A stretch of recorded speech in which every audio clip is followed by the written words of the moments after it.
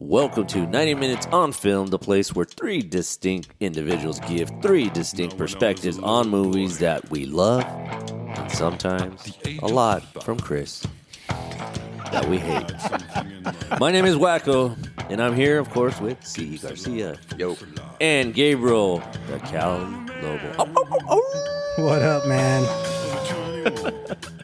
All right, guys. Episode 3. Yep. Episode we're 3. Look at that, guys. Yeah. We're moving along. Man. So, first off, everything good, guys? How are you guys? I did have a question for you guys. Okay. What was your favorite film from last year? Just one. Oh, from last year. From last year. What year are we in? We are in 23, so it'd be what's the best film? What was your favorite film of 2022? Shit, I don't know, because I didn't really see too many. Yeah, you did. Come on. Did I? Mm-hmm. Damn. Well, I think the most entertaining one was Top Gun. I wouldn't say it's my favorite. It was entertaining. You know Well, what? what's your favorite? You can pick whatever. I like the Oscar winner. Everything. Everything, everywhere, all at once. Okay. As soon as I watched that movie, I was like, "Oh, that's That's to me the is the winner. one." Yeah. So they did a good choice with the Oscars? Oh yeah, I think they did. Okay, Yeah. cool. Yeah, because that Jackie Chan was supposed to be in that one, right? Yeah, and he never let Michelle Yeoh forget that, but Yeah. she's rubbing that Oscar in his face because she won a fucking Oscar. That's crazy, though, because she was just supposed to be like supporting in it, right? I think he told her he's all, they called me first. And she was like, yeah, well, I got an Oscar nomination. And now she's like, well, now I got an Oscar. So, Wow. And she actually won it. No, yeah. Versus he got one, I don't know, 5-6 years ago. It was like, what do they call it when you get it? When they just kind of give you one? A handout? No, Yeah. not like A Scorsese? They gave him A Leo? a complimentary one. Yeah. A Leo? Yeah, for doing so many films that he got one. But What about you, Chris? What was yours? Yeah. The Batman. The Batman. Okay. Yes, Yeah. that Well, The Batman was a good one. Yeah. I just can't think of all the films from last year, man. Like, really, just There was a big. It was 10 movies on. here. Let me look. Let's look. Yeah. That's the 10 beautiful movies on 10 movies that got nominated for Academy Awards, but thing. let's see, on my Instagram I do put a best of reel together. So we're 2022. We had my best of, but not the best. Everything Everywhere All at Once. The Northman. Oh, That was- the Northman that was was- great. that was a good movie. Turning Red. Mm-hmm. The Batman. The Batman. I liked Scream. A lot of people didn't like it.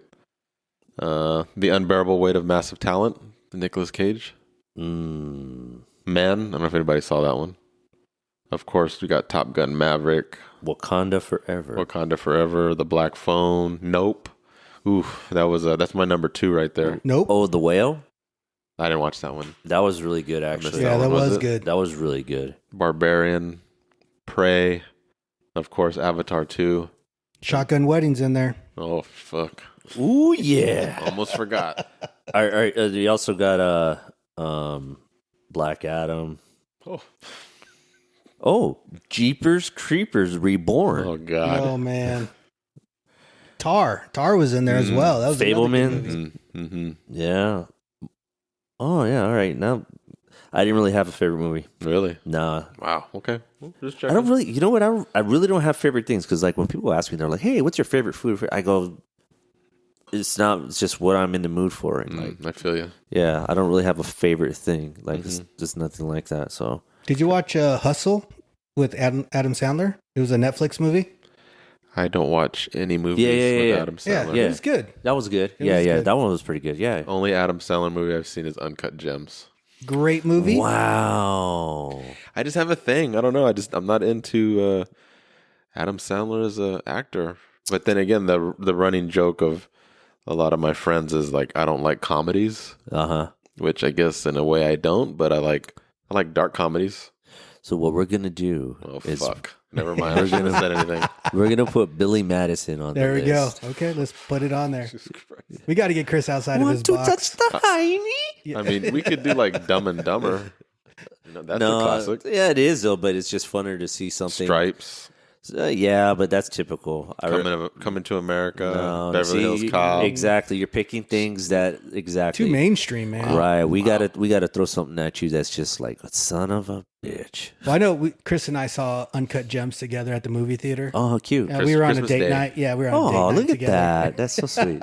But I swear, when we walked away, we thought that was movie of the year. Yep. I We were mean, like, to see it, that just won an Oscar. yes, Now, yes. you got to remember the two like comedians, especially like cats like that, Will Ferrell. Like when you throw them in like a dramatic role, like a drama, like they can really pull some shit out. Yeah. It's very unique what they're able to do like that. So I mean, even Bill Murray's done some stuff before too. Oh yeah. Sure. Lost in Translation, right? Yeah. I mean, if you look at all the comedians when they went and did that, it's like it's so unique because they're so used to just Like the Truman Show. the Truman Show. It's just because they're really fucked up in the head. Like to be able to do what they do, because a lot of them have touched the stage, and to be able to sit there and perform and to just do that as a comedian, that's really difficult. Yeah. Oh yeah. That's you have to have a lot of what's the word I'm looking for? Range. Oh yeah. And Yeah. then when you get a character like Adam Sandler in that role, Jim, like you're like, wow, this guy. He's completely embodying like a character. Yeah. They're good at it. So, all right. Well, on the note, you know what's also good? Tell me.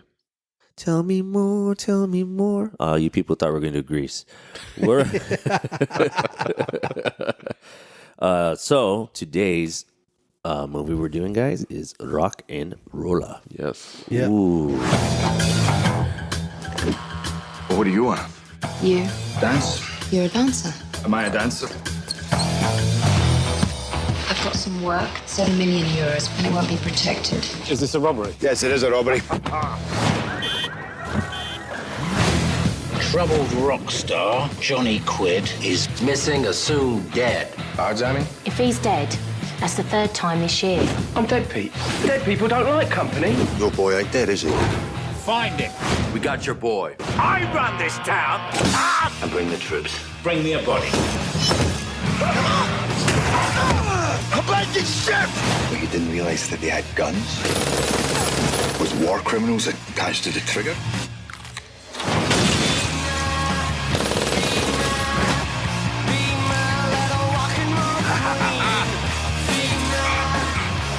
You're what they call a real rock and roller. Rock and roller. Rock and roller. Rock and roller. 2008. Yes.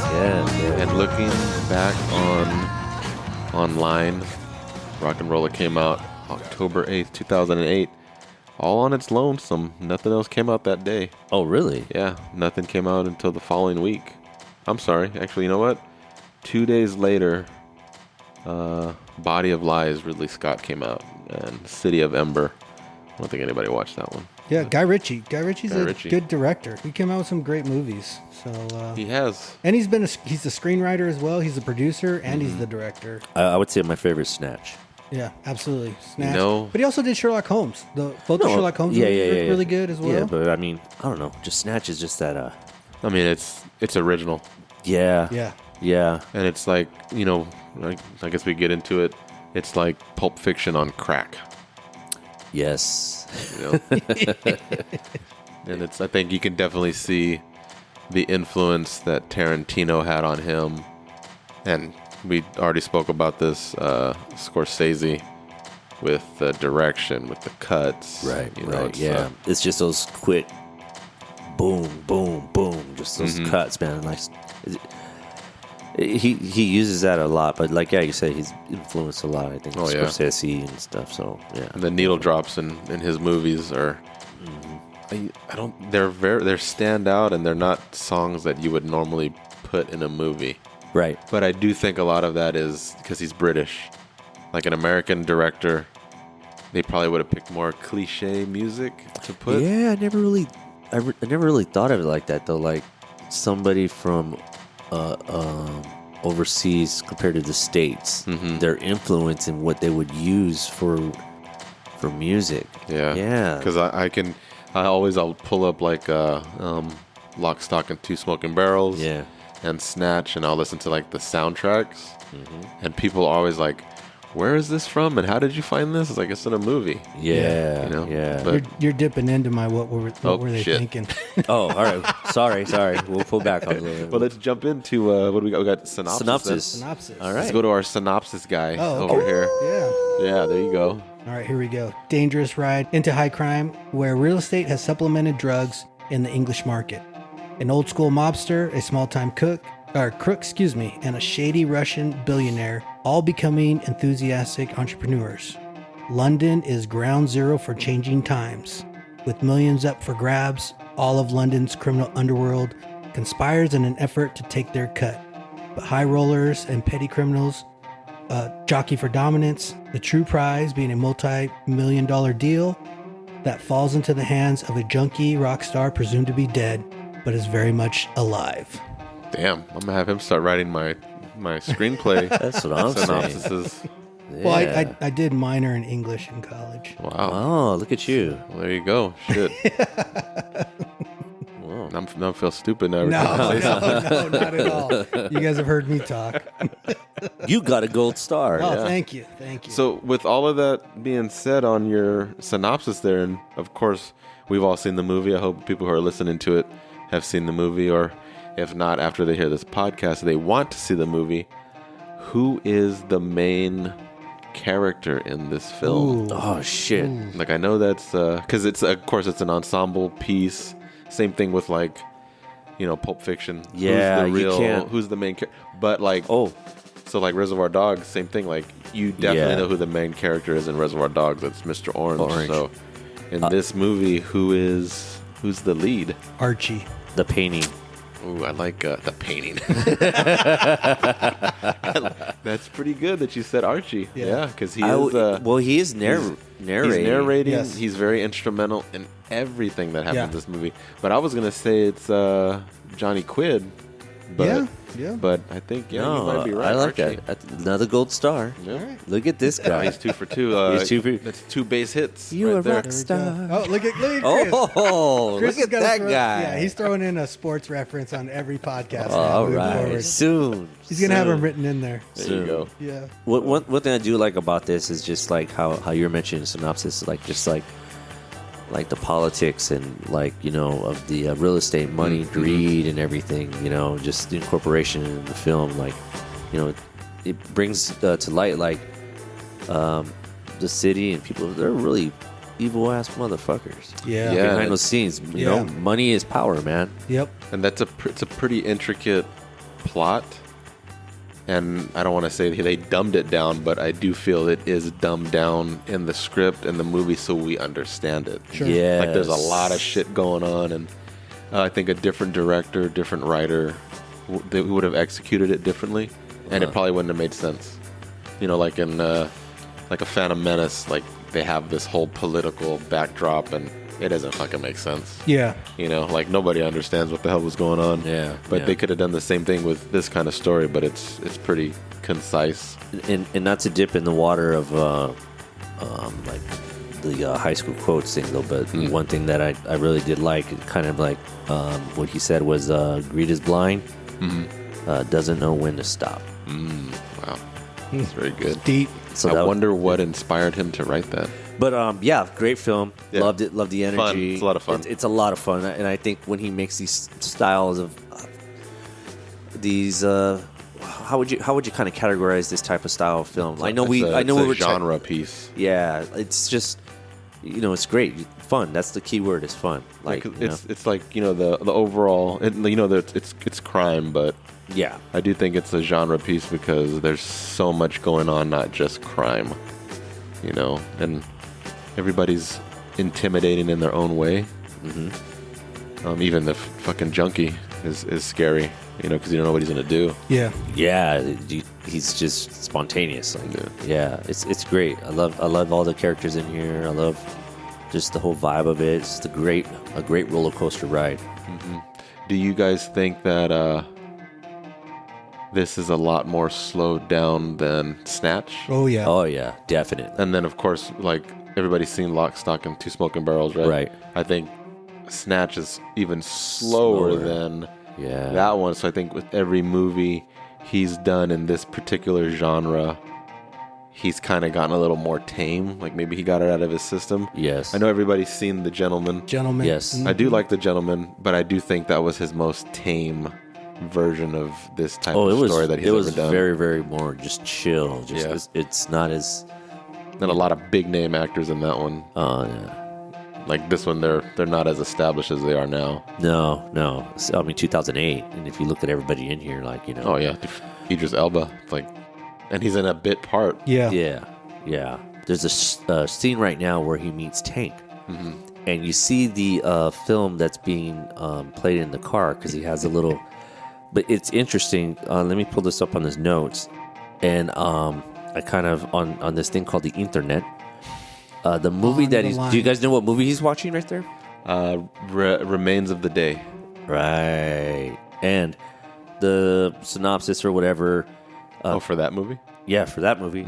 It's a butler who sacrificed body and soul to service in the years leading to the World War II, realizes it's too late how misguided his loyalty was to his lordy employer. Wow, you just blew my mind. Maybe the same way as Archie.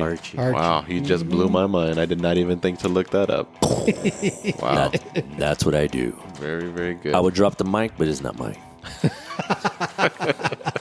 Pulp Fiction, which it's similar to a lot of movies. So Hitchcock developed this. It's called the MacGuffin. Something in the movie that just kind of helps propel the story, which in this case, it's the painting. The painting. Yeah. You never see the painting. You don't know what it looks like. Just like Pulp Fiction, it's the gold and briefcase. Right. You don't know what it is, but everybody wants it. Right. So that's like a classic little trick they used to do in film. I don't think they do it much more. No, not as much anymore. Yeah. I mean, especially now, they're just regurgitating some classics. You gotta have a lightsaber. Yeah. Or something like that, or you just got to be special like Lizzo. Oh, here we go. Oh, well, all right. Sorry. Just a little, cheap shot to Mandalorian. Yeah. Sorry, all my nerds out there, we know. They just unsubscribed right now. I love her. No, but yeah. I wanted to kind of tap into also. God, these characters are just great. The character development in these guys. I mean, we're just looking at. Yeah, we're looking at. Look who's in the scene. It's Idris Elba and Tom Hardy. Yep. So if they made this movie in 2023, are you going to be able to get all these people back together? No. Hell no. I mean, Gerard Butler definitely, because I don't know what he's doing now. He's just making whatever. Well, unless you tell him the White House is in here. Yeah. Something has fallen. Something has fallen again. Something has fallen again. Yeah, but Gerard Butler. Just those two people alone, it'd be hard to get them in the same room in the same movie together. Sure. Yeah. Man, early 2000, I think, was like a great time in film. Because look at all, again, like we keep, keep saying about these actors and stuff. Like this is their climb up the ladder. Yeah. They're making calculated choices. Like to do a movie like this, like it's a calculated choice versus I just need to make some money. I thought I read Christopher Nolan actually picked Tom Hardy for the Batman movie after seeing this. After watching this movie. Yeah. Oh. So we're tapping into that's kind of a did you know, but let's rewind back. Let's go to Act 1, production value. What's the first thing that comes to mind when you guys think of this movie? Guys? Lobo? I'll start with it's the Guy Ritchie film. Yeah. Overall, I know I'm getting British gangsters. I know I'm gonna see a car chase. I know I'm gonna see hand-to-hand combat. Right? I know guns are gonna be involved. A main character is gonna be left open.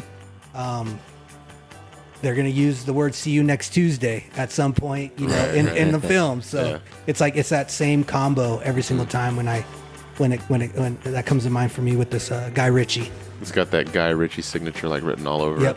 He loves getting vehicles and smashing. He loves that shot. You know what I'm talking about? The shot where it's like you're so focused on what's happening and the dialogue, and the camera is just pretty much two shot. and then all of a sudden it cuts to a profile shot, and you see this vehicle come and smash out of nowhere. Out of nowhere. Yeah. He uses that a lot. Yeah. I mean, he looks like he's very comfortable with making these type of movies. I'm not a big fan of anything else he's done, really. You didn't like Swept Away? I don't think not even Madonna, who was his wife at the time, that's like right. Swept Away. I forgot. And I think he made that after this. No, he made that before this. Yeah. It was right around the same time, though. Yeah, It might have 'cause been just before this. I think he did this because they said his 2 previous movies were flops, and that was Revolver and Swept Away. Yeah. Which I think I want to go back and rewatch. Swept Away? Yeah. Revolver. Yeah. Because I remember that one being kind of weird. But yeah, he just seems very comfortable making these crime films. He does step outside of his comfort zone making his other movies like Aladdin, Sherlock Holmes. Yeah. The 2 that he just did and the one that he has coming out like next week. Yeah. Scorsese at his best is his gangster pictures. Yeah. Although he still does do other things. But if they tell you, okay, Gabe, Scorsese's gonna make this new gangster movie, or he's gonna make this love comedy. Come on, guy. What do you want him to make? Come on. You want him to make like that gangster I movie. do. Which is like, I think that's why he's so comfortable with this movie. It comes so easily for him. So my favorite part about this movie is the love interest Bob. between Bob and 1-2. Yeah. Like that's the first thing I think about when I watch this movie, because these dudes in the Wild Bunch are so hardcore and so tough that it's just hard for him to admit that he has feelings for like his best friend, but he has feelings for him in that way. So that's why it's just so hilarious to see like. And then when he reacts to it. Yeah. He's like, what about the girls? Yeah. But then he's like, well, You're handsome Bob. Yeah. You're handsome Bob. The fucking lady killer. But he's like, well, what is exactly that you want to do to me? And then how they just leave it like that. Yeah. And then you just see later on, he's just, what's wrong with you? Like, what? Yeah. And his homie. What are you doing here? Yeah, exactly. Okay, well, I see that cheered you up. It's not that I'm not grateful, it's just, What? Just what? you wouldn't understand. Come on, Bobby boy, that's not fair. I'd understand anything coming from you. Would you? Bob, you're my best mate. See, I don't want the strippers, 1-2. Okay. I want you.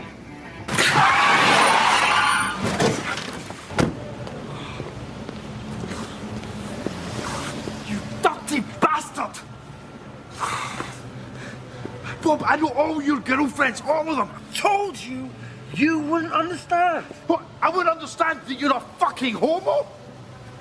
You're handsome, Bob. You're handsome, Bob, the fucking lady killer. That's who you are. Do you hear me, Bob?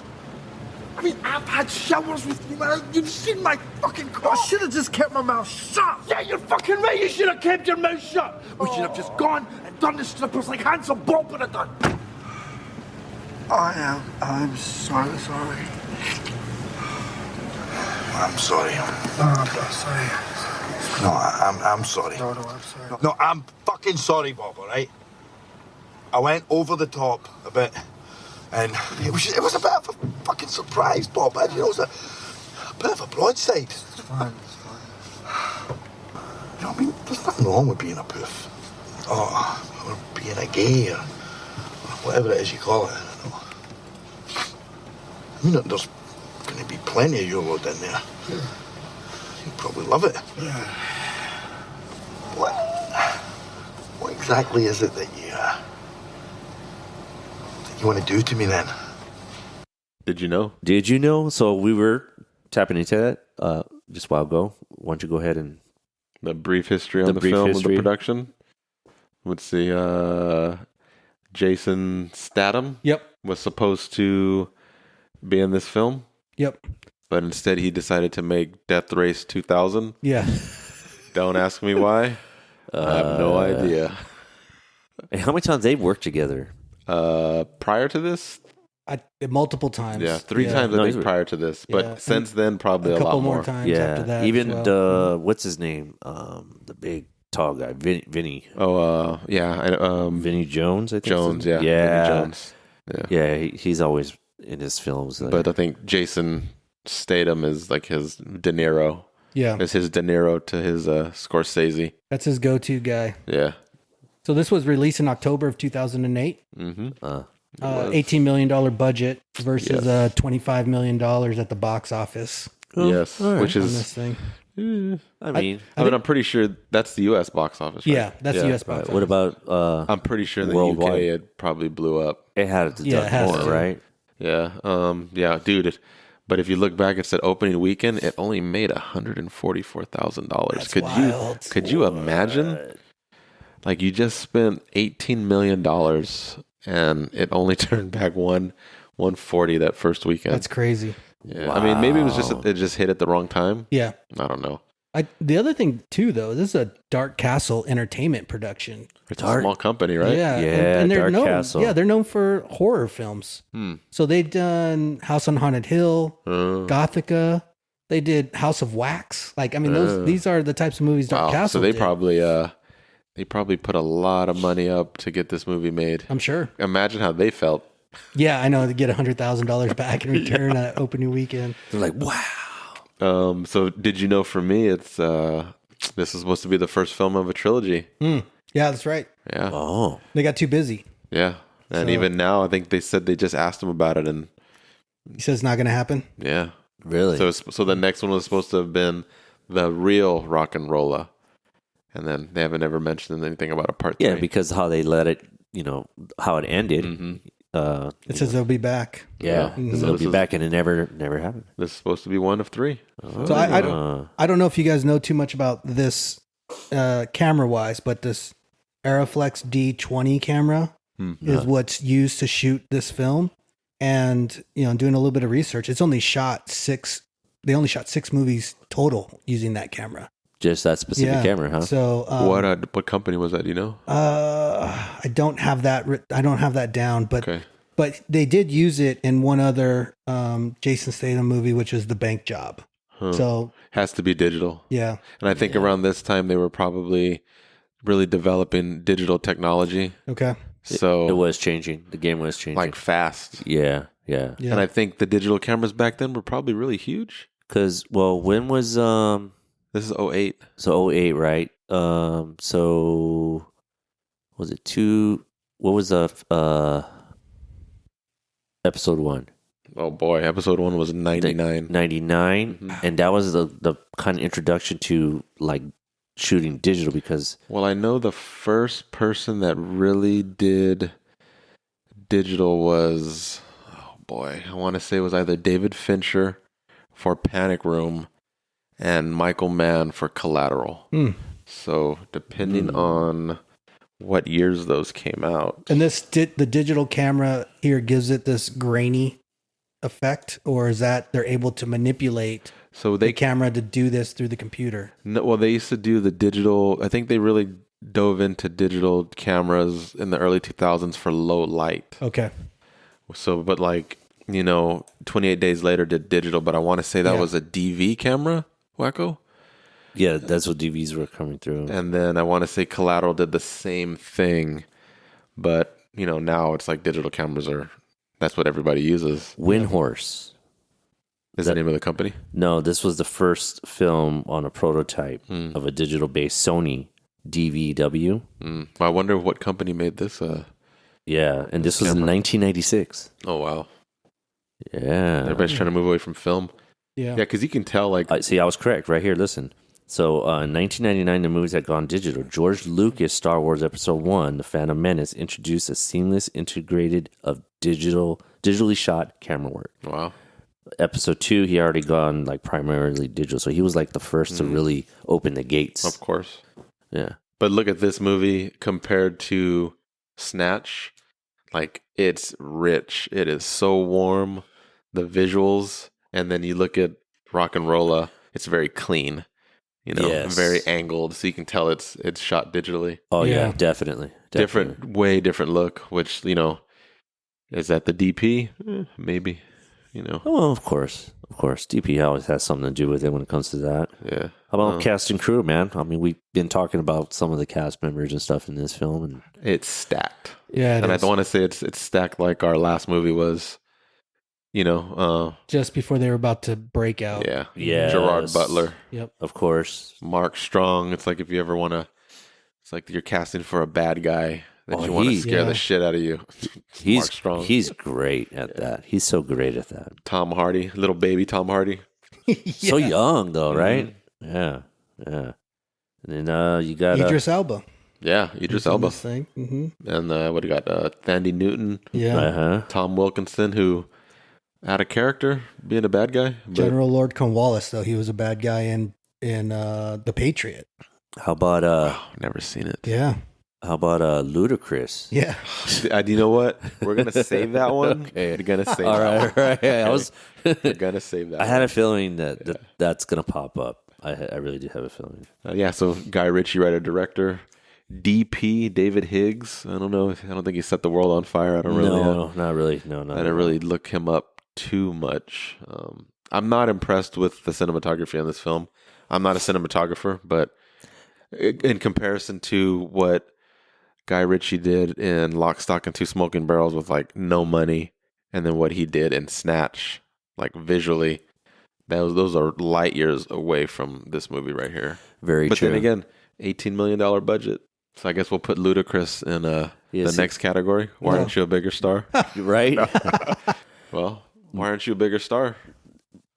I'm going with Mark Strong on this Mark deal. Strong, okay. I love him. You know, he's in a lot of good movies. You know, he's a versatile actor. Mm-hmm. Like, why haven't they put him in more Oscar caliber? Exactly. People recognize him, and then they say, but do they know that person. Yeah. Yes. He's that guy? Yes. Yeah. Do they know his name? Yeah. Yeah. Like, he's your go-to scary bad guy. Yeah. Yeah. I go with him. I also go with Thandie Newton. How do you say her first name? Thandie Newton. Thandie Newton as well. She's beautiful woman. Westworld for sure. You know, a couple other movies. She's in Crash as well. Mission Impossible 2. Yeah, Mission Impossible. And I feel like you have that same kind of thing with her. Is just you really recognize her, but she's a standout when she's on the movie, but you don't really always know her name. Yeah, why hasn't she had better choices? Sure.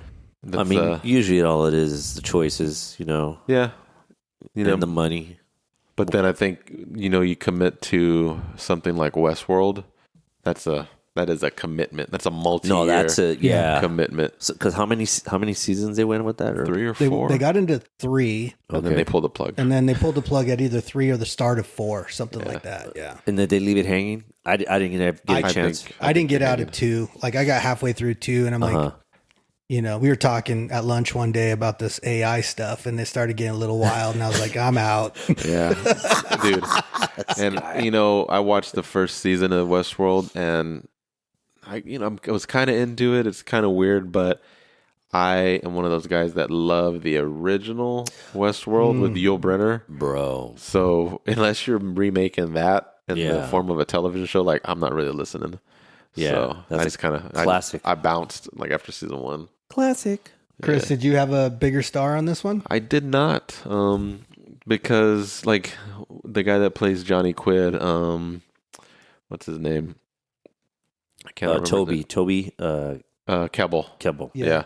He's done a lot of things. He's been in that's the one guy I was just looking him up, and I forgot he was in Planet of the Apes. He did the mocap work. He's in Servant right now. He's in Servant. So there's nobody that I really thought are you a bigger star? Because you watch it and Bob, you're like, that guy's meant to go places. Oh, that's Tom Hardy. Yeah. Mumbles, oh, he's gonna go places. Oh yeah, it's Idris Elba. Yeah. Gerard Butler, he went places, but then he came right back. So maybe that could be my why aren't you a bigger star? That's what happens when you touch politics, bro. I get too busy saving the White House. Exactly. I do. Not enough 300. Not enough. This is Spartans. Exactly. But I think Mark Strong is that's a good pick. Right? Yeah. Good job. I like that guy. Best part of the movie. Anything, guys? Oh man.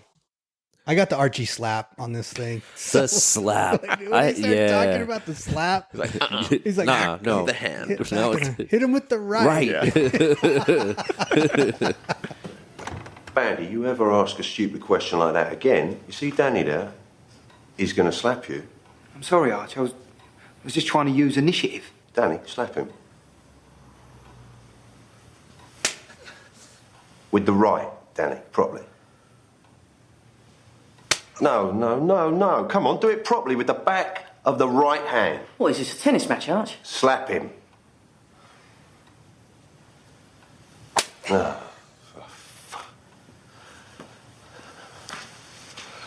Like this. Now, if you can master a slap like that, there's no need for your clients to hold back. They will open up like a fountain full of words. No need for strong violence, no. They're transported back to their childhood. Putty in your hands. Ask Bandy. Look, thinks he's back at school. But he never went to school, though, Arch. You want to slap as well, Daniel? Eh? Now, if a slap don't work, you cut them or you pay them, but you keep the receipts because this ain't the mafia. And so that's my choice too. Best part of the movie. It's like anything with Mark Strong. Yeah. And what is the name of his boss? Tom Wilkinson's character. Lenny. Yeah. So yes, Lenny. So when Lenny is chastising him for, insubordinance or whatever, just the way he just backs down, but you can see he's holding back. Yeah. Like he's pissed, but you know what? I get the whole respect thing. Yeah. Let me just step back. Like, so he's perfect. He knows how to hold back. He knows how to give it. Anything with Mark Strong is my favorite part of the movie. I love it at the end when he sends the guys out to do the painting, and then he tells them to keep the receipts because this isn't the mafia. Oh yeah, he's a great line. And it's almost like you're delegitimizing like the tough guy. Yeah, exactly. What you're doing, but just don't forget we're not. Yeah. Or it's like saying like, hey, we're not Americans. When he's the monologue with the talking about the four walls of the box of cigarettes. Yeah. And then how he's talking about the one side of the royal symbol and showing, but the other side is showing, it's just like it's not good for you. Right. And how he's explaining that, and then how they're cutting back and forth to Lenny getting his ass fucking beat with the golf club. You see that pack of Virginia killing sticks on the end of the piano? Yes. All you need to know about life is retained within those four walls. What are we going to do, Lenny? Every time I am about to make my payment, something dishonest happens. You wouldn't know anything about that, would you? You will notice that one of your personalities is seduced by the illusions of grandeur. A gold packet of king size with a regal insignia, an attractive implication toward glamour and wealth. A subtle suggestion that cigarettes are indeed your royal and loyal friends. And that, Pete, is a lie. Excuse me, are you trying to say something? I'm not trying. I am saying something. Your other personality is trying to draw your attention to the flip side of the discussion. Written in boring, bold, black and white is the statement that these neat little soldiers of death are, in fact, trying to kill you. And that, Pete, is the truth.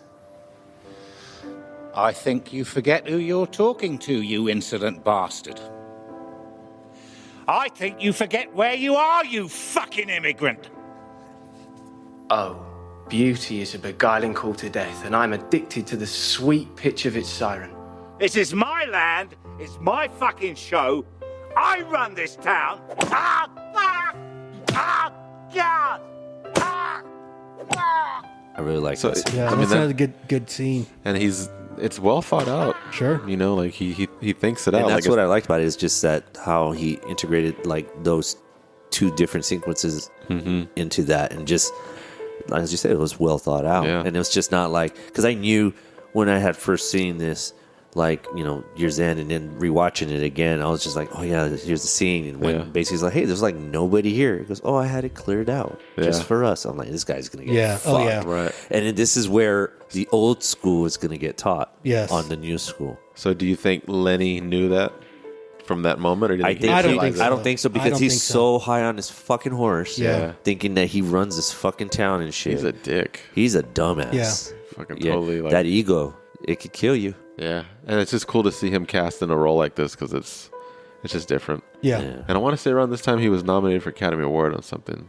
Oh, really? Yeah, I think so. You gotta look that up then. What were you thinking? What were you thinking, director? Casting fucking Ludacris.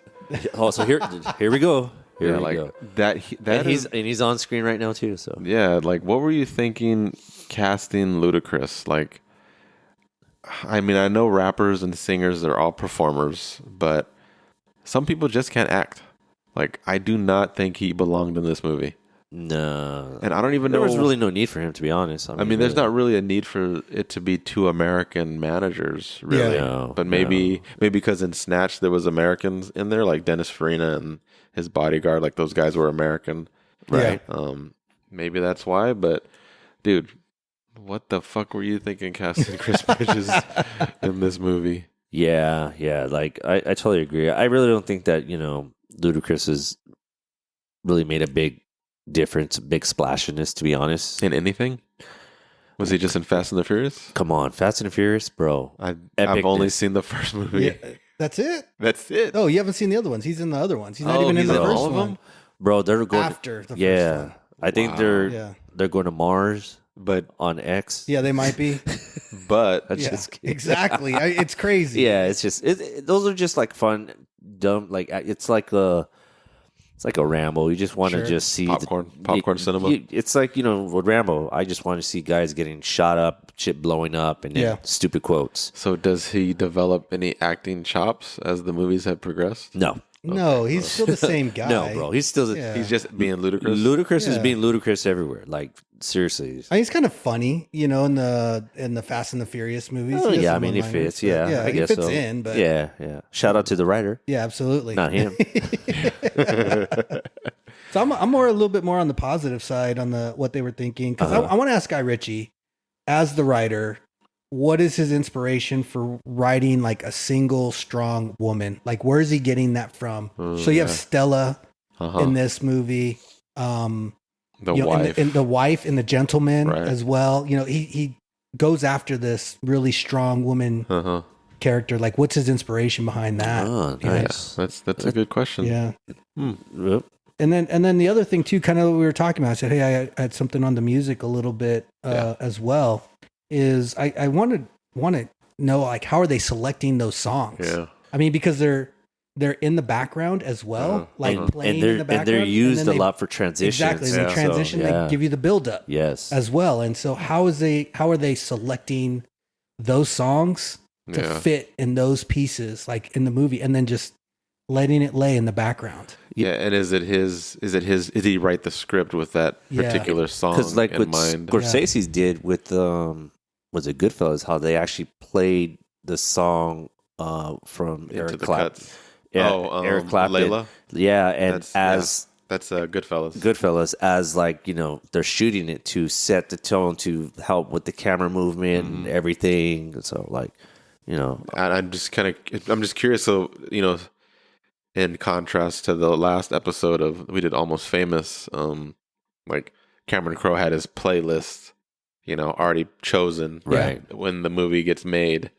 So I wonder if, the guy's the writer, director, does he do the same thing? Is he that, like Tarantino's the same way? Same way, yeah. Like if you read his scripts, like it says like, Jules and Vince are driving in the car to Kool and the Gang, Jungle Boogie. But that's what makes these guys so unique and special, because they're already thinking of that. It's it's laid out on paper, and they mapped it out, and this is where we're going, guys. Right. This is what's going to to be played right here. Yeah. So very unique. And so my other what were you thinking is the whiskey shit. Yes, the whiskey. My other what were you thinking is casting Gerard Butler. Okay. As being a Scotsman. Okay. Yeah. He has a different accent than everybody else in the movie. But that was my thing too. So I'm assuming that the Jason Statham character was going to be Gerard Butler. Yeah. Let's assume that that's what was going to happen, because they never said what Jason was going to play, right? What role? And I would see him doing that, to be honest. Yeah, like, because he's almost like the secondary main character of that arc or whatever. Yeah. They never change, and I could be mistaken because I don't know. They never change 1, 2. They never change his slang. He uses a lot of British slang. Yeah. Right. And I don't know if that's the same kind of slang that they use in Scotland. Yeah. Because he's like, oh, the girl, she likes the proper violence, and it's like it just sounds funny coming from Gerard Butler. Yeah. Like it's just delivered differently. Like it's uncomfortable for him to say it. Yes. Yeah. Yeah. So it's like, I mean, was he like a last minute choice? Not that he's not great. He's a good character, but that's what were you thinking? Yeah. Is that Pro Tools in the background right there, Chris? I don't know. In the studio thing, because I just saw that old Apple Tower. Oh yeah, this is a great scene too. Oh yeah. Oh yeah, this is fucking great. I like how because I'm just curious what people are thinking. Like we're like, oh look at this scene right here. Oh, this is great. Because we actually see it, and the nerd's like, what the fuck are they probably watching right now? Right. Yeah. When they walk into the party. Yeah. Okay. So the next level. Yeah. What would we need to elevate this film to the next level? This one's a little bit tough for me, just because the movie is kind of amped up already. You got the music in the background.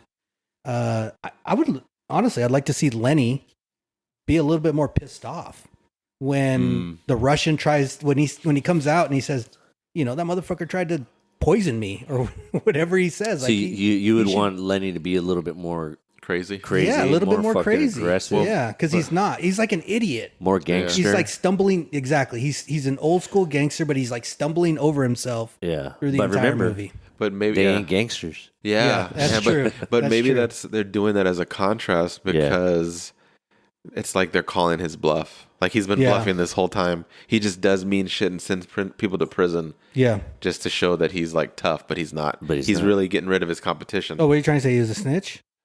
Yeah. Wow. If you guys haven't seen the movie, I know.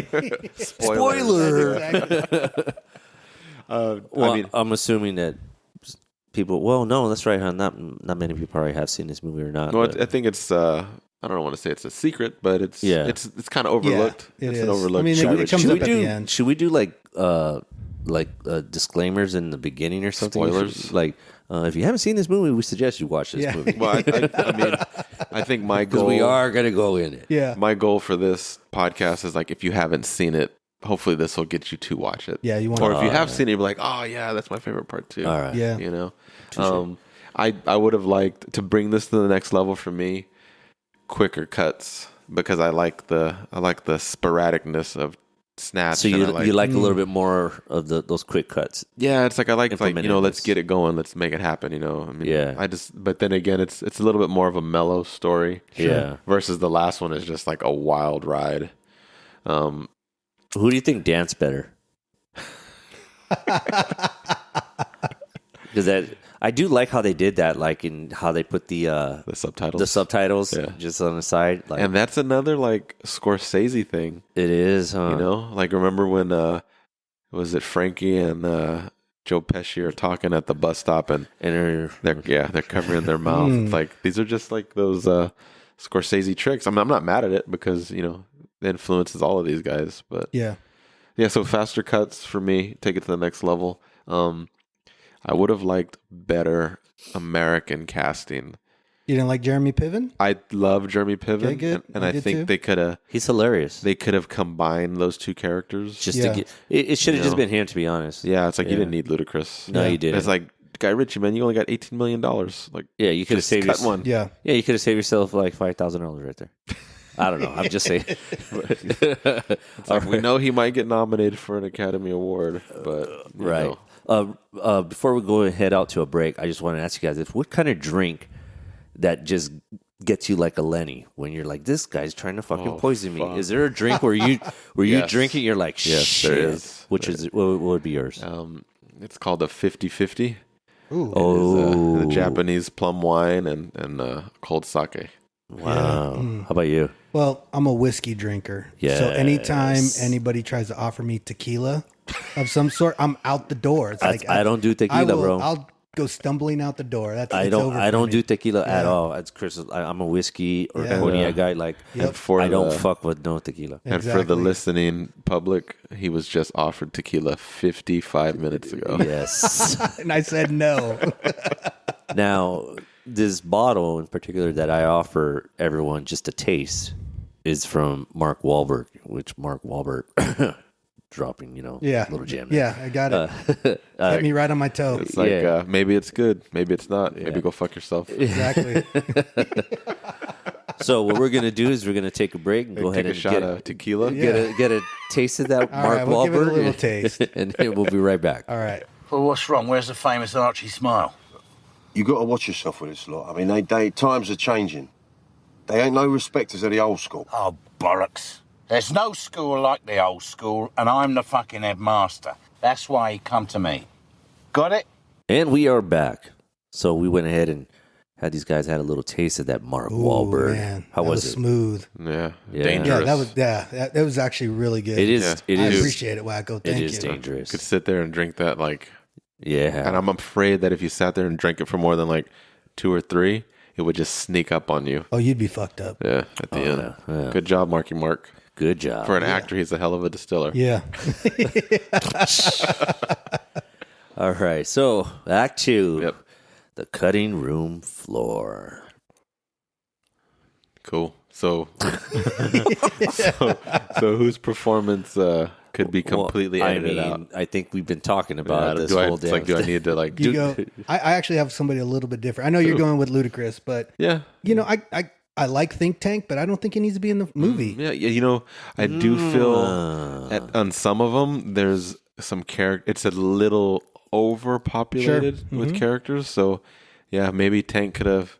Yeah, he could have probably left. didn't really have to be in it. Yeah, I don't think so. And I think in Snatch there's a character or two that didn't need to be there. I'd have to give it a good rewatch. Yeah. To see who you could take out of there. Yeah, but he's a very smart man. Yeah. Understands culture. And, Yeah.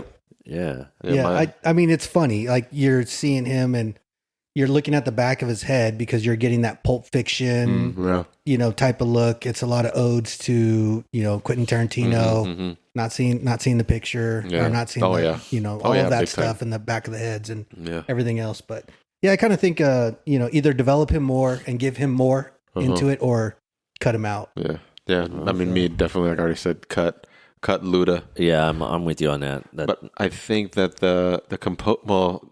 I thought the composer was lacking. Like there is original music in the movie. Although the music is great, I don't think it's as tight as his last 2 criminal outings. I think it could have been a tighter needle drop in this movie. The music's great, but it's not as memorable as Snatch or Lock, Stock, and Two Smoking Barrels. Yeah, I mean, those are the 2 top ones. Yeah, and it's like he's like of his. exploded on the scene with those movies. Like really showed what he had. Do you think they need the Stella Yuri love, like the love storyline at all? I think so. You do? Okay. Because I think at the end, remember when he's like proposing to her? Mm-hmm. Yeah. And it's like a split second, his little lackey henchman is like, don't do this. Don't do this. Yeah. Here we got in go trouble again. already. Here we Yeah. go. Here we And go he again. goes in there. Yeah. He proposes to her. And it looks like she might be considering it because we know she's just there for fun. Yeah. Yeah. She just wants a wild time. She wants to do something dangerous. So I think it needs to be there because he turns around and when he sees that pain and he's like it all that's amazing too. Like all the blood literally rushes from his face. Yeah. And his guys all hand me my gloves. Yeah. So that Yeah. Does she make it out of the end of the movie? So no. So that's what I was going to ask you. That was the question. Well, let's save that. Yeah, we should save that for a little later. Yeah, let's save that. All right, okay. What about a little bit more? Who would you like seeing more in the movie? Jeremy Piven. Yeah, I think Yeah. Jeremy Piven is a good choice. Because that's a hell of an actor. Yeah. Oh, you know, yeah. he's in Heat. Yeah. he's just taking out the bullet from Val Kilmer. Yeah. And that he's just in there like real quick. Yeah. I would like to have seen that a little bit more, but I know you got a lot of stuff going on. But I think in this one, Jeremy Piven. I'd kind of like to see a little bit more of Mumbles. Mm-hmm. The Idris Elba. Like it feels like he's in the movie underutilized. But he's underutilized.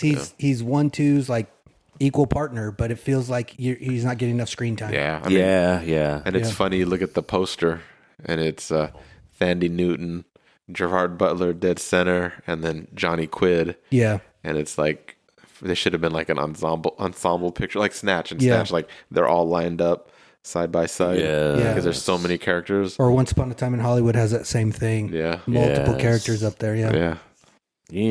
That's a bad move on that poster there. Then Yeah. Oh yeah, it looks like it's right around the time when Photoshop is getting more and more consumer friendly. True. It's like they just cut them out, throw them in there. Cut them out, throw them in there. Cut them out, throw them in there. Yeah. You could have started there. I got nothing. I don't. I just kind of like how it started. You know? It's pretty tight. It did start out pretty tight. I kind of looked at Lenny's office when he's got his feet up, and then he turns around and realizes that the painting's actually gone, and then it snaps to the front. Oh, right back. That would have been cool. Him looking at him saying, "I got robbed," and then it's like a little out of order. Yeah, it's a very Quentin, very Tarantino. Yeah. That would have been kind of cool. I think that would have worked. Yeah, because then I think if you were to cut it that way, then you kind of get that momentum that I think that's lacking. Yep. Yeah, so you do some jump cuts. That would have been cool, man. Yeah, you lead into that action, pretty quickly. So I kind of thought about that, and then flash to the beginning after that. It almost feels to me like he just wanted to make something. Like it doesn't feel just like he has to put something out there. Yeah, he's still doing some quality work, but it's like, let me just. It's a pretty cut and dry story. Let me just do it. I mean, it doesn't feel like, Lock, Stock it's his first movie. You can tell it's very personal. It's got a personal touch on it. Yeah, and then Snatch, it's like, you can tell he's like, I can't believe they're giving me money to make this, but I'm going to make some choices here, and I'm really going to put this together. And this one, it felt like, he just did something to do it. Something safe. Sure. Like he's comfortable in that genre. Never thought of it like that, though. Yeah. It's pretty safe, Yeah, I guess so. The other thing is, too, like, again, we're watching this as we're doing our podcast, and the scene where they are taking the suitcases from the Russian security. How come, like, no glass cut their faces or anything like that when on that shot? I think that would fall in one of our later categories, don't you think? Oh, yeah. Suspension of disbelief. So let's say that. How much tequila did you drink? Yeah, I know. Oh, yeah. Extended cut or director's cut? Oh, boy. Let's see. I think it's cut pretty good. Well, you said earlier, though, that you wanted more of the quicker cuts in it, though, right? Yeah, but it's like, so the movie's only, it's like an hour and 30? Something like that. Yeah, it's not very long. No. It's a little under, it's a little under an hour and 45 minutes or something like that. So yeah, I mean, maybe give a little more exploration of the Wild Bunch. Because, everybody's got some stories. Yeah, it's an hour and 54 minutes. Wow, that doesn't even feel like an hour and 54 minutes. It goes by quick. It goes very, very fast. Because when I was watching this to refresh, I was just like, damn, this shit's already almost over. Yeah. So it goes by very, very quick. Yeah, it goes by quick. And I did the same thing. I was looking at it, and all of a sudden, I was like, hey, there's only 15 minutes left in the movie, and it's going to be wrapped up here. Yeah. Like pretty quick, too. Yeah. I kind of would want to see, I kind of like to see a couple more scenes with 1, 2, and Stella.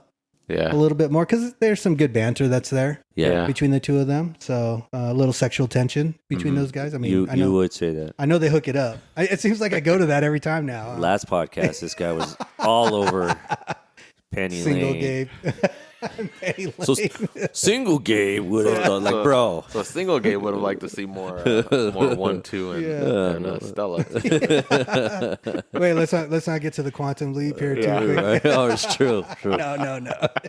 All right, let it ride. Is there like something that you guys would have liked something longer? I think you were just kind of tapping into that right now. I was tapping into that a little bit.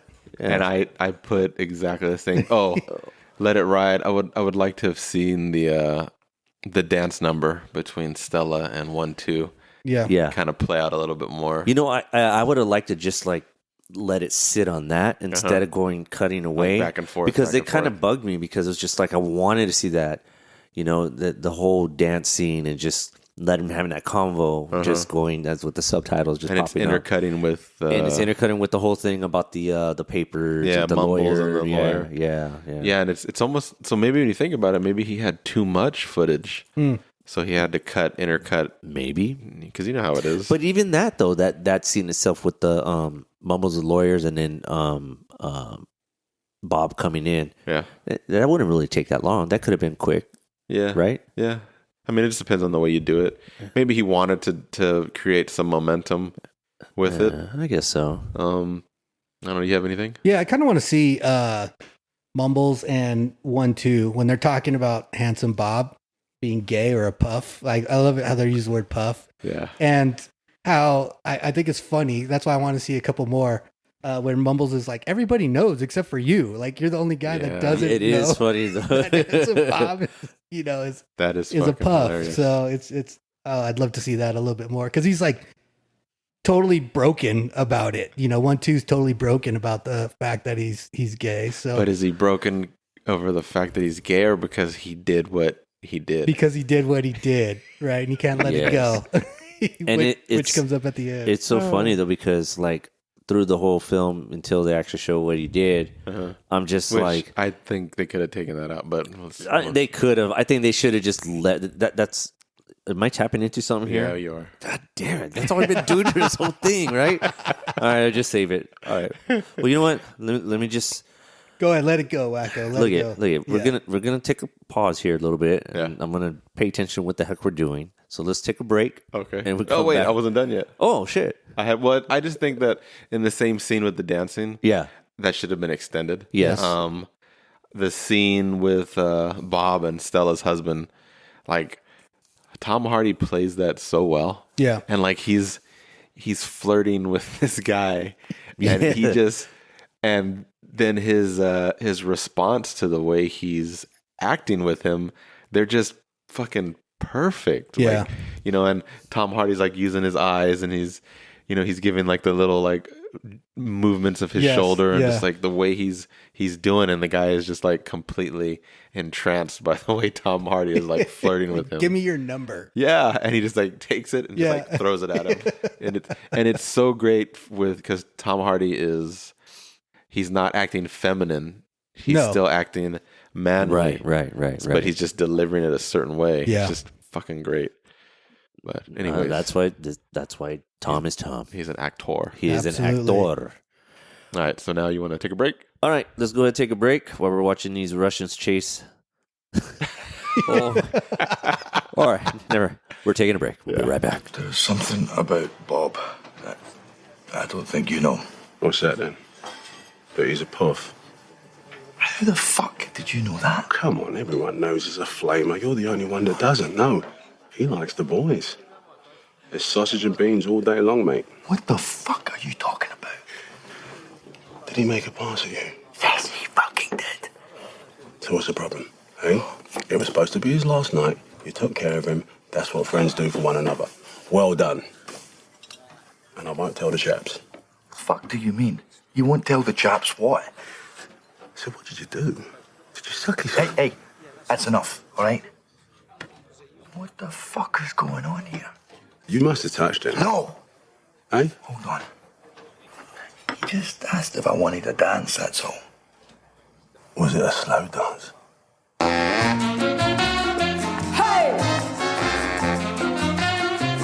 Devil's advocate. I was going to say that this is one thing that I'm really excited about this podcast is this is just a great way that we're going to sit here and make Chris watch fucking films. Oh, yeah. That he would never, ever watch. Like his family, his daughters that he groomed to be how they are. Are going to be pissed.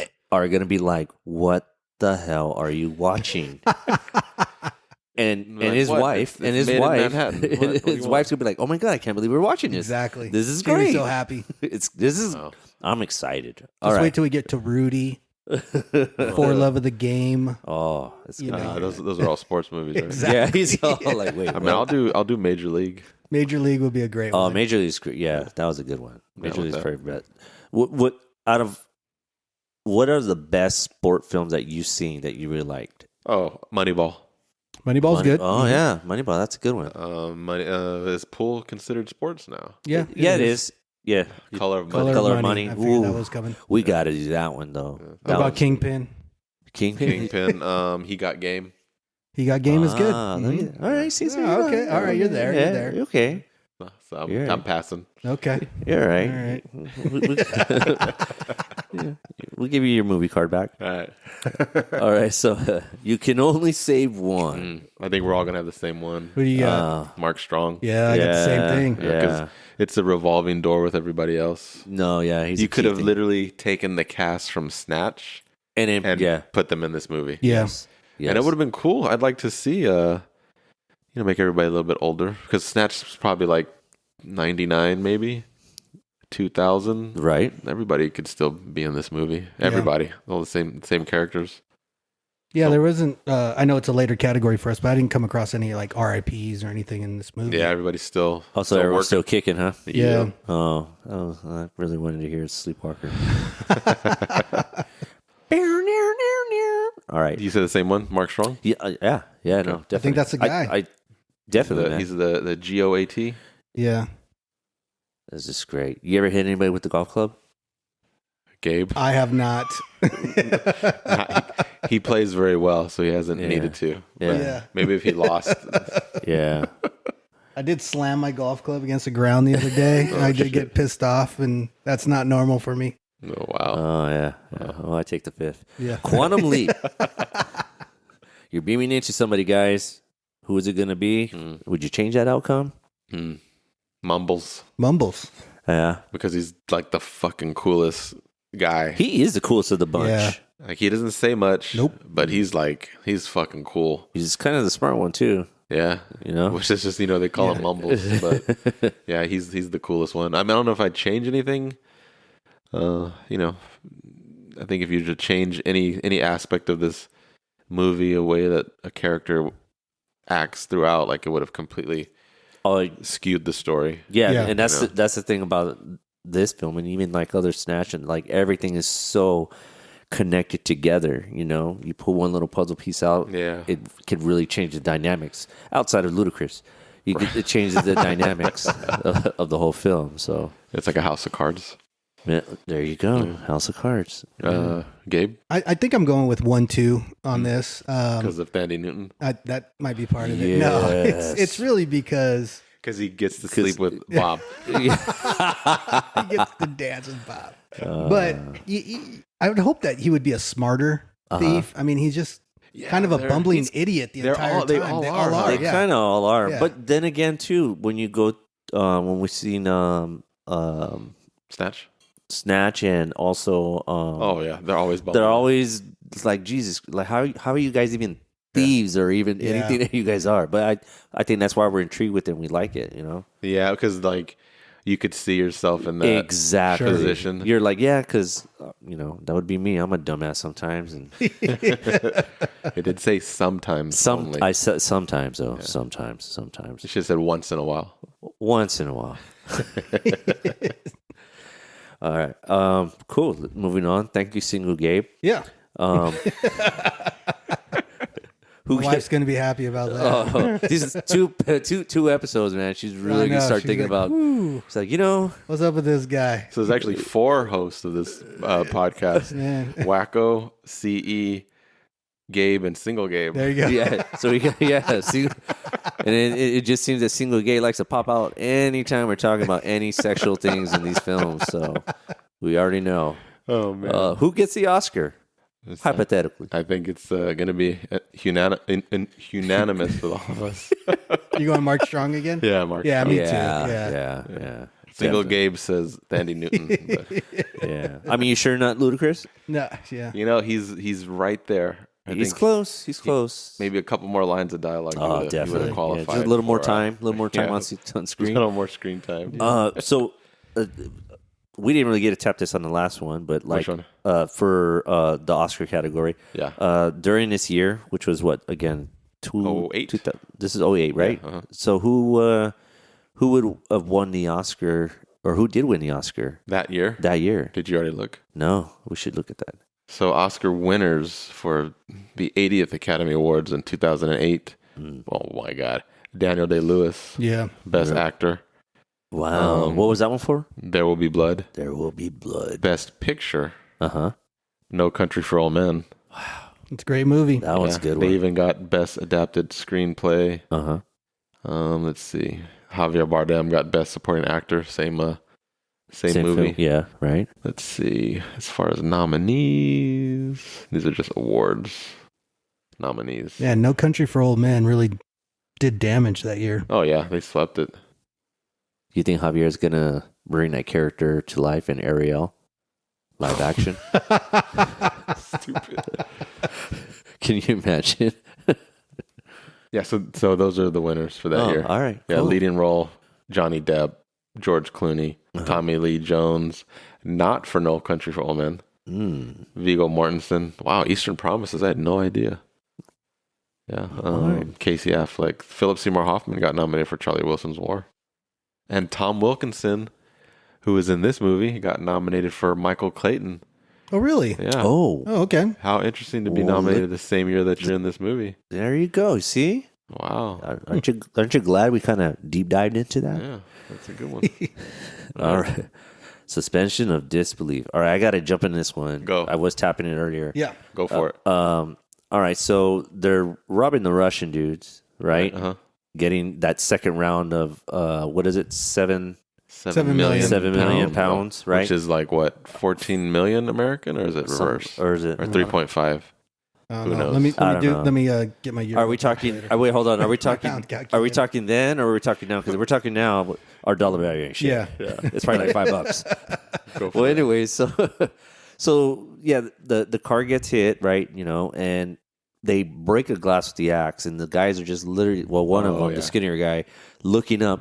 Like, you couldn't put like some cuts on his face or something like that. Like, you know what I mean? Or like this glass falling you down on you. I mean, So what level of, what's your scale are they at? What number are they at for suspension of disbelief? They're level 3, 4? yeah, I'll give 4. Yeah? Is that the only thing you had for suspension of disbelief? Also, the other thing was the dancing. Between Bob and Bob 1-2? and yeah. What did you want to do, like the lambada or what? I mean, like if you're gonna go for it, you should be if really you're going gonna for go it. for it. They're like, slow dancing while everybody else around them is dancing. Yeah, because they're they're like all samba or something. Yes. I think it would have been kind of fun. Well, I guess so. I guess the slow dance would have been So fun. you didn't believe that? You're like, man, if they're gonna go for it, they're gonna really go I for mean, it. I don't know. I mean, to be honest, I'd rather just have that cut out in the first place anyways. I am the same with you, but I give them a 2 on suspension of disbelief. Uh-huh. I mean, nobody could ID them. Like exactly. Like they robbed them the first time, no masks. Yep. Like nobody's following the banker around that she's Right. meeting with the guy that just stole the 7 million pounds. Yep. And then the second time when it's all out war on the streets, it's London, right? Mhm. Yes. Like nobody has a phone. Even back then, it was just camera phone. What phone was that too that they all Had the used? little- Everyone had the same phone. Oh, the little flip phone. It was a flip, but it was the push-up. No, it was the Yeah. push-up one. Yeah, it was a was push-up that phone. was Yeah. that The sidekick, was it? No, No. it didn't turn to the side. It pushed up. was that the Maybe Nokia that was or something. Yeah, Nokia? probably. I don't remember. I think it was Nokia was the one that slid up, right? Yeah. Because Motorola was just always the little flip. it looked really cool though. I just couldn't believe that. It Like, reminded me of some Star Trek Yeah, it stuff did. like the. doo-doo-doo. But go on. I was kind of like along the same lines as you, Chris. Is how do they steal 14 million yeah, and not even have to come in face to face with a Russian gangster? ever, right? Ever. Right. They don't have to face Yuri at all at some Right. point. right. So it's just and then the other thing is the Russians and how they don't die. Yeah. They're, I like, just shooting love them. how when we talk about something, it just comes right on on the screen. Yep. It's just I can't wait till when we start filming this video wise, so people can actually see What we're looking what at. we're looking at, what we're doing, and stuff like that. Oh, I think it's funny. It's hilarious when they're in their underwear later. Yeah. So that we'll get back to that Okay. also. All right. So let's moving on. Where do we go from here? Yeah, well, I think that's the big question. Because there was The- supposed like The real rock and roller, where's that? Because Johnny comes out of rehab and he wants to be right. I want Right. to be. Plus, what a they real put rock at and the end roller. of the film too. Yeah. You know? Where do we go from here? I mean, so at this point, it's been 18. It would have been 10. So 15 years since this movie came out. Like, what kind of damage has happened, and what kind of damage has happened to their careers, not just the characters. Like, it's gonna be. I think Gerard Butler will make anything at this point. Yeah, right. But I kind of saw a little bit similar to like the Ocean's 11 sequels. Like they're doing another heist. Like that's the way I kind of, and they're gonna bumble all over it and fumble. And Chris Bridges' character, he died. I don't know why. He died in a car accident. R.I.P. I take it you don't like that guy in this movie. Bad actor. We'll do mentions in the R.I.P. Yeah. Christopher Bridges' career. The Tyler Durden. Durden. If one of the characters in the film was imaginary, who would it be? And would it improve it? I don't know if it would really apply. It feels like it's a pretty nonfiction story. It does remind me of Elmore Leonard book, just like a British version. Like it's the characters in Elmore Leonard novels are always very kooky. There's a lot of dialogue. There's a lot of things that are going on in the Elmore Leonard books that wouldn't necessarily make sense. Similar to this with like the real estate dealings and stuff like that. I don't know if there would be a Tyler Durden in this movie. Yeah, I don't think it would even. It's too real. Yeah, I agree with you that. How about you? Yeah, I kind of looked at maybe Mumbles, but it's hard to even say. Just because he's like the voice of reason. Yeah. But it's kind of hard to say. All right, moving on. Could anyone have done it better? Anything, whether it's music, maybe getting another rapper. I think that you could do. You know what? You could put like a Ice Cube or something in that role. You know what I'm saying? Hey, but I think Ice Cube would have brought something a little bit way more different, and I think they probably would have had to write in more lines for him too. Yeah, if you think about it. Yeah, totally. Yeah, he's got see. At least that guy, he's not the best actor, but he does have a presence. He does. And like he does command the screen when he's on it. He's not the best, but hey, he's what about his do it. What about his son? How do you think? I think his son he's just one level above Lizzo. Okay, Really? that guy can wow. You should see him, and he is a tragedy in Cocaine Bear. I have not seen. I haven't seen yet. Cocaine Bear. You're not missing anything. Well, but it's supposed to be, based on a true story or something. Well, no, I mean there was the whole. It's like satirical, but it's not a fucking Oscar nominated film, Chris. Yeah, it just makes me mad because he's gonna hate watch that. That turns out that goes to the hate. I've watch already list. hate watched it in the theater. Yeah, we hate watched it in the theater. It's like it just pisses me off because you have these, you got these kids that are fresh out of college. You have all of these filmmakers that can't get any money to make their movies, and you get Cocaine Bear from Elizabeth Banks. It's it's a big studio, big budget production, and it just gets handed to her. It's like the movie's not great. The movie's horrible. Well, they're making another one, right? Oh God! I heard that they're going to do a sequel. What's it going to be called? Oh, I don't know. That's what there was talks on that. They were going to do a sequel, and then also too, I guess after that movie came out, I guess a shark. Yeah, and they dropped the cocaine in the ocean. What? Cocaine shark. If that happens, I'll be there. What are your thoughts about the look of the film? That's where that falls under the who could have done it better. I think they could. That's where I think the DP could have. Could have done a little better. I mean, I think give me another DP. I don't have really one particularly in mind, but because I seriously doubt that Guy Ritchie laid out his the look of this film is just kind of drab. Yeah. It's like it's orange. That's it. Orange tone. We're good. Let's just film. What's your feeling? So I wrote down a couple of directors. Go for it. What do you think about Robert Rodriguez doing this film? I could see that. Yeah. It would make it a little more campy. Yeah. But I think he could sell it. I like Robert Rodriguez. I like that idea. I think I looked at him and I was That'd be cool. Yeah, I think Robert Rodriguez would be a cool guy on this one. Yeah, you could actually take this story and have it take place in Austin. Because Rodriguez in Mexico. Or it could be anywhere. Yeah, that's cool. That'd be good. What do you guys think the painting was? Because they never really clarify it. No, I mean it's just one of those things, just No, like what would you think? Like what we hypothetically, like you what would you think the painting would be? I don't know, man. I think it's a lone flower in a vase.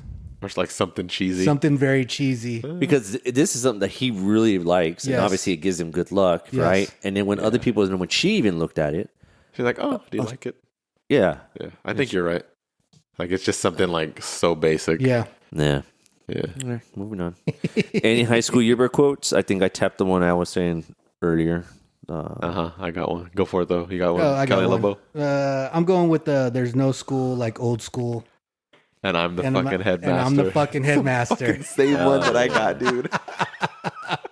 It's the same one that I got, dude. Oh, man. And then on the single Gabe side, there's that. Oh, so we created a monster. Oh, you did. Jesus I'll try to let it go. I'll try to get rid of it. Now we got to pay 2 of them. I know. Oh, my God. So it's a combo between 1, 2, and Stella, where he says, "Oh, what do you want?" She says, "You," and he says, "Well, you better come in." The last one I had was I'm gonna be a real RocknRolla. Yeah, that's a good one. That's really good. No, but that headmaster one. Yeah, that one's a great one. Line. That one's a good one right there. And I'm the fucking headmaster. Good job. Yeah. Better title. Is there a better title? Nah, I don't think so. I said Sydney Shaw. Sydney Shaw. Oh yeah, that's a good title. Because it's like you could have called The Usual Suspects Kaiser Soze. Soze. And everybody would have been like, what does that mean? Yeah. So I think Sydney Shaw would have been kind of cool. It would have been kind of cool, but just like because then you could call the second one RocknRolla. True, and then the real RocknRolla on the next one. Yeah. If you focused a little bit more on those guys, 1, 2, and the Wild Bunch. Oh yeah. That's something I was kind of thinking about. But or what if you were to split this into like just this film alone? You have different films. And one is called Wild Bunch. Yeah. Right? Mm-hmm. And then you have RocknRolla, which would be the kid, and to wrap up the whole. You can bring them all back together again. Yeah. Mm-hmm. This might have made and an Archie. Yeah. Yeah. This would have made a good TV show. It would have. Oh, all right. There you go. Hey, Guy Ritchie, if you're listening. Yeah. Since we're on it right now, final thoughts, and I think we're already tapping into that. This probably would have been a great TV show. What happened to Stella? Like, final thought, unanswered questions. Yeah. What happened? Yeah, what happened? She just vanishes. Yep. And I didn't catch that in my first 25 viewings. They infer that she's dead, obviously, right? Ew, but that sucks. Which would. I mean, she is. Yeah. How do you think they did it? I don't know, man. That's fucked up. Who took her though? They're just his henchman took her. Yes. He makes the call. Yeah. He makes the call, but he just says, "Hand me my gloves." Then boom, that's and then it. he comes inside. Yeah, and then that's it. He didn't bring a golf club with him. No golf club. So you think he probably just strangled her, or you think he fucking? So nobody really gets killed in this movie except for Lenny, right? Yeah. Versus like in all the previous ones, there's a lot of deaths. Yeah. I don't know, man. I hope she got away, but I don't think so. Single Gabe wants her to get away. I know it's all right. Single Gabe. My unanswered question is: did all they do was dance? Well, he asked him if he gave him a handy, didn't he? But he doesn't answer. He didn't answer that, right? Mumbles did ask him though. Yeah, I mean, and he said, "Hey, it's okay." He was going away for 5 years, so. But does that just? But 5 years, okay. Yeah. So 5 years, and I mean, here's my question for you guys: you're getting locked up for 5 years. Yeah. Is all I want to do is dance? Is that what you want to do? Is you want to dance? No. Of course not. Yeah. It's like I danced with Wackoe at his wedding. Oh, yeah. Hey. Both times. Hey. But what about what would you want for your going away present? And I'm going to fucking prison? Yeah. Shit. I don't even know. I want a ribeye steak. I want a little bit of a party. Yeah. But like a party, like full on drinks too? I just want, 5 or 10 close friends. We have a great dinner. Record our last podcast. Yeah. And just chill out. Because that's the type of guy I really am, is just that. Enjoy some time with your friends. Now, Single Gabe, on the other hand. No, but Single Gabe. Me, I don't know. I don't even, I don't know if I'd probably want to do something lame, like just watch some movies, and yeah, because you're not going to get none of that in fucking jail. You know, Yeah, I'm I pretty guess sure so. I'm going to have all the dancing I can get when I'm in prison. You're going to watch true. Shrek multiple times. That's what you're going to watch. All right. Well, RIPs. I think everybody's still alive. Yeah. I didn't find anybody that yeah. passed away that was part of the cast or anything. All right. So no one died. Yeah. Good. All right. Is this a good movie? And your rankings. Calilobo, what you think? I kind of, in ranking wise, I got this as about a 6.5 for me out of 10. So going in, Maybe a 7. Did you like this movie more going in and less after we talked about it? I actually liked it more Before? No. I liked it more rewatching the movie. Okay, again more than recently. the first time. Yeah. Gotcha. But I think the problem is though is I still compare it to Snatch. Yeah. That's going to be always a problem. That's always going to be there. Because the bar. Yes. Yeah, it's set really high. Yeah. I compare it to The Gentleman, which I personally really love The Gentleman. Better or worse than The Gentleman? It's worse than The Gentleman. So I give The Gentleman about an 8 for myself personally. So this is, 6.5. Yeah, 6.5 for me. There are some funny scenes though. I do like 1, 2, and Handsome Bob. Yeah. Those scenes talking. It's just a little bit of some love story kind of mixed in there. I kind of like that. The action sequences, the Russians not dying. I mean, there's some funny shit that's throughout the movie that kind of, pulls you in and makes it very entertaining. I think it's just more on the entertaining side overall. That's good. I mean, I like. So you said you're a 6.5 out of 10. Yeah. I like this movie more than The Gentleman. Okay. This one for me, Man, though, you're hurting my heart, my man. Sorry, man. This one's only a 7 out of 10 for me. I just think this one is, like I said before, he's getting safer with every outing. And I thought that this one is less safe than The Gentleman. I did think The Gentleman, he's like, I'm gonna play nice. I'm gonna still do what I want to do, but I'm gonna hold back a little bit. I thought this one was a little more wild. I did think that The Gentleman's a little more American. Right. And this one's a little more British, so I like that. It just felt to me like he just kind of threw it out there, but I did like it more than The Gentleman. So I'm going 7 out of 10. I like your guys' both points, but just Snatch, just that shadow. Yeah. It's just, It's just, he set the bar. Yeah, and it's always going to be there. In like, even now. Yeah, even now. Yeah, definitely even now. So I don't think it's at that caliber, at that level like that, Yeah. So it is what it is. Yes, definitely. All right, well, there we go. Yeah. And another one bites the dust. Yeah. In the can. We got the third episode in the can. Yeah. In the can. For all those who don't know what that means, in the can means that it's done. Yep. So that's another old school film terminology. Mm-hmm. Yeah. Well, guys, this is a great one. Be sure to listen and follow our podcast on all social media platforms, and of course, hit that follow for our Instagram on 90 minutes. The reason why I got stuck is because Chris wanted to put dots in between. Because he says, I don't like it all crunched together. I'm like, Chris, no one cares about dots. We're gonna put a poll out there. Like, did you care about the dots? Did you care about the dots? Because like when you're searching for something, it's like I hate having underscore, and it's like, oh, it's 2 underscores, so make it longer. Yeah. Billy _ Bob _ Thornton. Like, just smash it. It's just social media, because really when you type in the first couple letters, it should pop up. It pops up, and if you pop up, then cool, there it is. So boom. Yeah. So it's single _ Gabe. But anywho's, follow us 90 Minutes on Film on all social media platforms. Yep. And we're going to be probably doing some more, fun films that we hate. I think we're gonna do a little survey. Is what we were kind of talking about for one of these movies coming up. Maybe for the fifth review. Yeah, but it's going to be for we'll let our followers choose. Yes, the J-Lo movie. Yes, because we've been getting a lot of feedback, and they're really entertained on our little J-Lo talk, and it just seems that she can't just leave us. So we're gonna go let you guys ahead. pick one. We're gonna let you guys pick one. So we'll go ahead and do a J-Lo one. I think that's kind of fun though. We can kind of just throw random stuff out there and just let the people pick. You know, that's cool. All right, guys. Sounds fun. So we'll catch you guys on the next one. All right, fellas. See ya.